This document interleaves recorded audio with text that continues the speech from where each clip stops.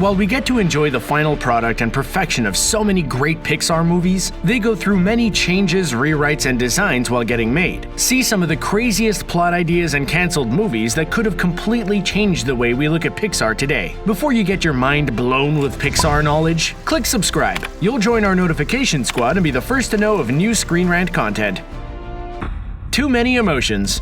For the mind of a young girl, Inside Out was able to fully capture our essential emotions in 5 characters: joy, sadness, anger, fear, and disgust. Their interaction and play off each other was great, but can you imagine if there were 27 different emotions running around Riley's brain? Well, that almost came to fruition early on in the planning of the film. Not only were there so many different emotions, but they all had regular names instead of the emotion they represented. Out of the 27 emotions, we imagine one was the feeling you get when you see a pizza commercial and need to have a slice immediately. Or is that just us? Okay, moving on. Lost in Skara. How many of us groaned when the highly anticipated Monsters, Inc. sequel was announced as a prequel entitled Monsters University? Sure, the story was fun and featured a lot of clever moments, but there's only one thing fans want to see: Sully and Boo reuniting. Well, it almost happened, as the script was written and storyboarded for Monsters, Inc. 2, Lost in Skara. The story would have followed Mike and Sully in the real world after they discovered the door to Boo's room is no good, because she moved away. Imagine the funny situations that could have occurred with Mike and Sully out of their comfort zone, and the costumes they would have worn to blend in with humans. The Shadow King. Pixar was a landmark animation company for their deep dive into CG animation, which changed the whole industry and ushered in a new era. Every movie they released has been fully CG, but the company has tried to branch out to other types of animation, including stop motion. Hiring famed stop motion animator Henry Selick, ever seen Coraline? He produced and animated the movie titled The Shadow King. The $50 million, yes we said 50, project was scrapped and never released despite being near completion. We guess the story about a boy with long fingers trying to win a shadow war against a killer monster in New York City doesn't exactly scream Pixar or family friendly. Molly's Toys.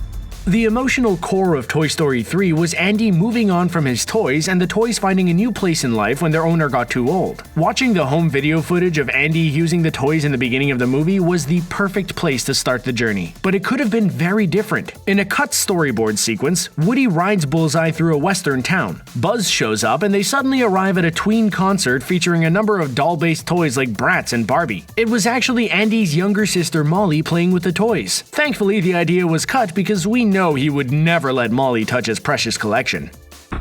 The Blobs.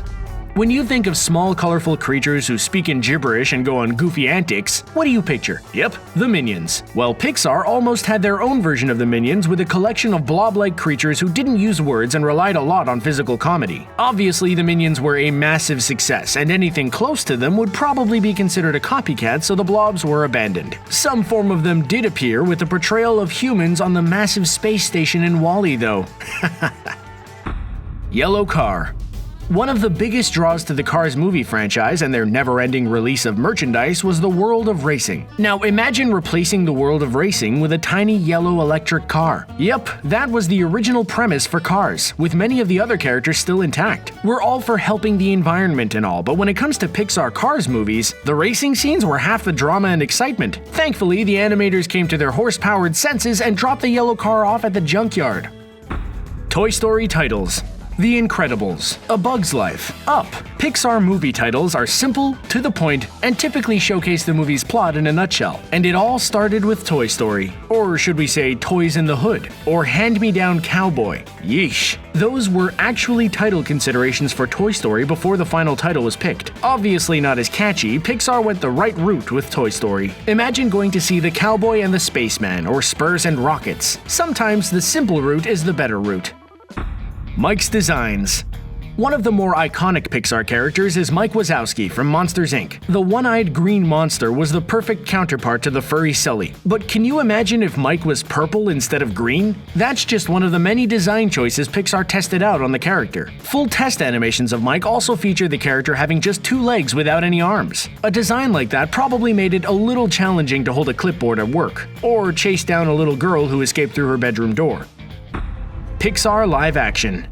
While Disney has an umbrella of live-action and animated movies, Pixar has featured 100% animation. But it wasn't always supposed to be this way. Director Brad Bird had his sights on directing the epic drama 1906, based on an earthquake and fire that spread throughout San Francisco in that year. Think San Andreas, but as a period piece. Sets were built and production was ready to go. But the millions Pixar put into the project just went to waste when costs were ballooned much higher than expected. Just imagine, if 1906 was a success, we could have been watching the live-action version of The Incredibles. Where the Wild Things Are. Pixar's history is heavily defined by the debut of Toy Story, but it could have been taken a whole different route if one of Pixar's founding employees had a certain project greenlit. In 1983, John Lasseter did a test scene for Where the Wild Things Are, mixing both CG and traditional animation together. Disney passed on the project, but if Pixar ended up producing it, then we could be seeing very different movies. Pixar could have easily fallen into the world of adaptation following a possible success with Where the Wild Things Are. Imagine seeing Pixar's Corduroy or The Very Hungry Caterpillar.